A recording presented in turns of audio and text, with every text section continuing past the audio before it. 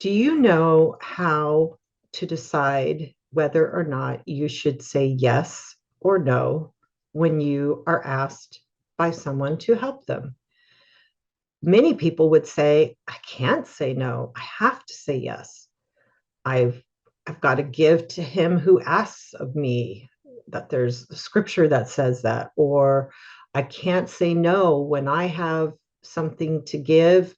I've got to be willing to share it. I've got to be generous with people. There's all kinds of things that you can pull up, but let's talk about the principles behind that. And what do you do and how do you respond? How do you weigh the situation to decide if you should say yes or you should say no to help somebody? So the first thing is you ask yourself, you consider the facts. What are the facts about what this person is asking? This person is asking me for apartment rent money, or person is asking me for food money, or the person is asking me for a ride, or the person is asking me to watch their children, or the person is asking for me to come visit or to pick something up for them, or whatever it is. The person is asking me for help. Okay. So, what are the facts of the situation? That's the first thing. Second thing is, why are they asking? Is the person incapable of working? Is the person disabled? Is the person in the middle of a life crisis? Is this the first time the person is asked, or is this a regular thing? Is this person working? Is this person capable of working? Is this person working and gets plenty of money and doesn't spend their money well, doesn't save it well, wastes their money? What are all the facts? Think about it. Don't be just tricked into quickly thinking, oh, I can't say no. I have to give to anybody who asks of me. No, consider the facts. Why? Why is this person needing to ask you? Why is this person not taking care of themselves? Why is this person not why is the person asking for you to babysit? Why don't they have a regular babysitter? Maybe something happened and it's just a one-time thing. Or maybe this is like the 10th time in a row and this person is taking advantage of you, or is now coming to depend on you, and your life is feeling stretched and overwhelmed by this and you're getting resentful. What are the facts? So consider the facts. Then consider your emotions. How will you feel if you say yes? How will you feel if you say no? Kind of play the movie forward. What is the potential outcome? Am I going to get resentful? Am I going to wish I had said no? Am I going to get upset? Am I going to find this to be really like the bad decision? Or am I going to feel good about it? Am I going to feel like, yeah, I'm glad I said yes? Consider your emotions. What are they doing right now? Are you feeling pressured? Are you feeling guilty? You don't want to make a decision to say yes out of guilt. That's not a good reason to say yes. You want to make the decision because of healthy reasons. So pay attention to how you're feeling and how you would feel if you answered yes or no. Next one is to consider your motives.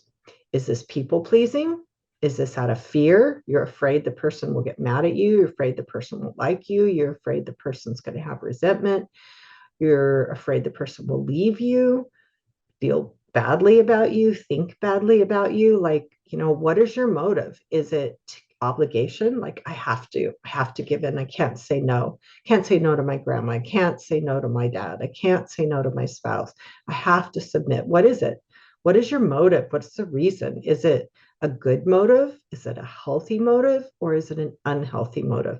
You want to consider your motives when you are responding to somebody's request to help them with anything, whether it's your time, your energy, your money, your resources, whatever it is. So after you've considered your motives, you need to consider all the possible outcomes. If you say no, what will happen? If you say yes, what will happen? Be honest with yourself. You'll feel bad. If you say one way, you will feel good. If you say another, the other person's going to be mad or the other person's going to react. That's it doesn't mean you have to give in. It just means you need to know so that you can expect what will happen and you can be strong enough to withstand it and not back down. So consider all the possible outcomes. This person, you'll give this person money, and this person will be back next month asking you for money, or back next week asking you for money. And or you give this person money, and what's the outcome could be? You won't have enough money to pay your bills. You won't have enough money to buy your groceries or make your apartment rent or your car payment. You got to look at the outcome. What's the outcome of you saying yes or you saying no? This person might has apartment rent and you're the only person that can give it to them, then and you don't, this person's going to get kicked out of their apartment in a month and you're going to feel bad.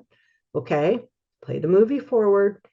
What How are you going to handle that? How are you going to deal with that? How are you going to feel about that?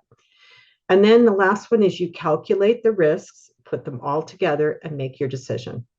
So you look at what's going to happen either way, what the possible outcome is, what your motives are, what you think is right, what is the facts of the situation. You can go to somebody else and talk to them about it and kind of run it by them and get additional like advice or wisdom from somebody else if you need it. That's really helpful if you doubt your decisions and you have trouble seeing clearly with things. 2 Corinthians 9:7 talks about being a cheerful giver, that God loves a cheerful giver, and that he wants our giving to be from choice, not compulsion. You want to think it through and make a choice to give, not out of guilt, not out of pressure, not out of obligation, but a choice to give when you say yes to somebody. And you want to make sure that it is a wise choice, because oftentimes in difficult relationships, our choices are not wise. They come from misunderstanding what the Bible says, from manipulation from the person, or from our own fear of saying no and displeasing somebody, or having somebody be unhappy with us, or maybe walking away from us. So there's all kinds of reasons that we can say yes when we really should say no, and we're not really looking at, should I help? When somebody asks me, how do I look at that? How do I weigh it? And you might need to journal this, especially if this is hard for you or if this is new for you. You might want to write those things down and then use that like as a template when you're trying to decide, do I help or do I not help? Do I say yes or do I not yet say yes? And how do you buy the time to do that in a relationship? You get used to saying to somebody, I will think about it and get back to you. Do not allow people to pressure you into making a decision right away. Always say, let me think about it. I'll get back to you. Even if you know you're the answer or you're pretty sure about it, think about it and get back to them. Get yourself in that habit so that you will keep yourself from committing or saying yes when you don't want to say yes. That's a really wise habit to get into. And the more pressured you are and the harder it is for you to say no, the more you absolutely have to do that, and do not get back to that person until you have thought it through. And if you have trouble saying no and sticking to your no in person, then text the person, send them an email. Don't have a conversation in person. And if it's too hard on the phone, don't even have it on the phone. Just send your answer via a text or email. Do that until you're strong enough to stand your ground in person. So hopefully this has helped you to have kind of a way of looking at whether or not you should, and deciding whether or not you should help somebody when the person is asking you for help. Okay, thank you for watching this video on Change My Relationship.